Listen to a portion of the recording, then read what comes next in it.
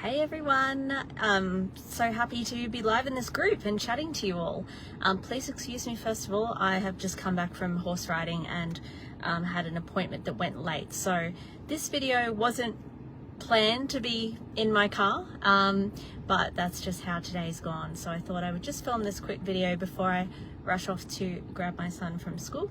But for those of you who are new to me, hi, I'm Jas Rawlinson. I am a domestic violence prevention educator specializing in emotional abuse and many of the red flags that often precede physical abuse that we don't always talk about as much in society, but we need to talk about more. Now today I just want to brief you on gaslighting. Oh, hi Liz, by the way, good to see you here on the live. I just want to talk to you a little bit about gaslighting. So gaslighting is one of the most common psychological manipulation tools. It's one of the most common red flags that is often used by narcissists and also people who are abusive in different ways. And one of the most common misconceptions that people often have is that gaslighting only happens in intimate relationships, which it certainly does, but it also happens in friendships. It can happen in the workplace. It can happen in any environment where you are interacting with someone and they utilize this form of abuse against you. So the easiest way to describe gaslighting is that it is a psychological form of manipulation. And when I say that, to really break it down and make it really easy to understand, when someone is gaslighting you, they make you feel like you're going crazy. So I've had clients and friends and even myself, I've had these experiences where there's been people in my life who've said things like, oh, that never happened. You're just being too sensitive. Everyone agrees with me. You overreact to everything. That never happened. Nobody ever said that. I never did that. And these are the common things that someone who is gaslighting you will say. And the reason that this form of abuse is so insidious is because when it happens, I guess if you think about it this way, if someone did that to you once, right, you'd probably pick it up straight away. You'd go, yes, you did just say that thing to me, or yes, you did just do that thing. But in abusive relationships especially, but also friendships, when somebody gaslights you over and over and over a long period of time, it becomes harder and harder to see it. So an example of that is actually a relationship I was in when I was in my late teens, and I've talked about this a lot. I won't go into the detail about it in general, but I was in a relationship, and after 18 months of dating and being friends with that person, I was sexually assaulted by that person. And after that specific abuse happened, he said things to me like, oh, that didn't happen, you're not remembering it correctly. And then he'd really play with my mind and say things like, oh, can't you remember what happened? Oh, you're so cute, don't even worry about it.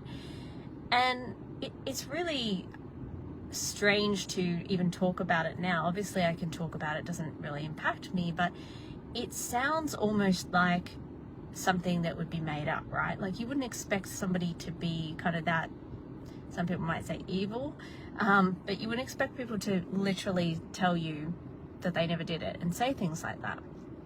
But that is what happens when someone's gaslighting you.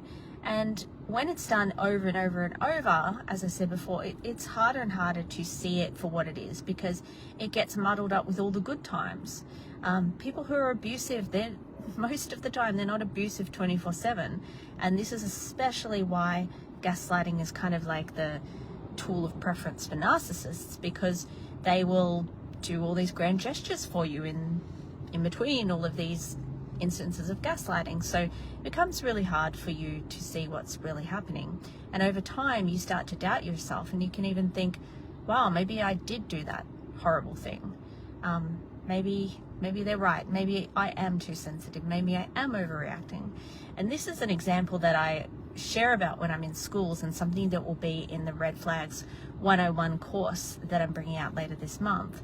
I talk in a lot more detail about some other examples of how gaslighting is used, what it looks and sounds like, what it looks like in different scenarios. But the main thing I want to sort of say to you today is, if this has happened to you, or if it's happened to your child, don't blame yourself, and try to also empower your children or young people around you not to feel you know, shameful if this has happened to them and they haven't picked it up, because it is hard to see when it's been done subtly over time. But that's the biggest thing I can impart to you today, is that gaslighting is a form of manipulation. I've had people say to me, wow, I actually never knew that was gaslighting. I experienced this and I just thought it was bullying. And it can come across as bullying, but it is a form of manipulation and it is a form of abuse. So if you spot this in your own life, in your own friendships, in the workplace, if your children are experiencing this, do a little bit more research on it and understand that it is serious and it's not okay. So that's my quick video for today. I hope that you've got something out of this that's been really helpful, and I would love for you to share in the comments and just let me know. Was there anything today that was kind of like an aha moment for you? Have you experienced gaslighting before? I'd be really interested to hear what kind of situation you experienced that in. Was it in the workplace? Was it in a friendship or family? If you want to share, if you're comfortable, put that below. And yeah, I hope you are all doing well, and please, yeah, do feel free to share your questions below. All right, that's all for now. Bye.